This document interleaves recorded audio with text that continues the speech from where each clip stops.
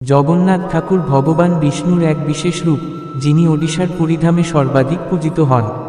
তাকে নিয়ে অনেক ভক্তিমূলক বাণী ও কথা প্রচলিত আছে, যেগুলো ভক্তদের মনে ভক্তি ও শ্রদ্ধা জাগায়।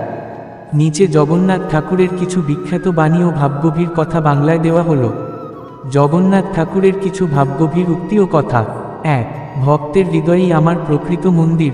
জগন্নাথ ঠাকুরের প্রতি গভীর ভক্তির মূল্য অপরিসীম। ২. যে আমার নামের মধ্যে প্রেম অনুভব করে, আমি তার হৃদয়ে চিরকাল বাস করি। ৩. দুঃখে সুখে যে আমাকে স্মরণ করে, আমি তার পাশে সবসময় থাকি। ৪. জীবনের সব কাজের মধ্যে আমায় খুঁজে নাও, তবেই প্রকৃত শান্তি পাবে। ৫. আমি রথে উঠে আসি তোমাদের দ্বারে, কারণ তোমরা সবাই আমার সন্তান। রথযাত্রার মাহাত্ম্য প্রকাশ করে এই কথা। জগন্নাথের ভক্তি সম্পর্কিত কিছু দার্শনিক ভাবনা। ভক্তি কোনো নিয়মের বশবর্তী নয়। হৃদয়ের নিঃস্বার্থ ভালোবাসাই ভগবানের কাছে পৌঁছানোর সেরা পথ। জগন্নাথের রূপ অদ্ভুত, কিন্তু সেই রূপেই লুকিয়ে আছে গভীর ভক্তির আহ্বান। যখন কেউ নিঃস্ব, ক্লান্ত, পথহারা, তখনই জগন্নাথ এসে হাত বাড়ান।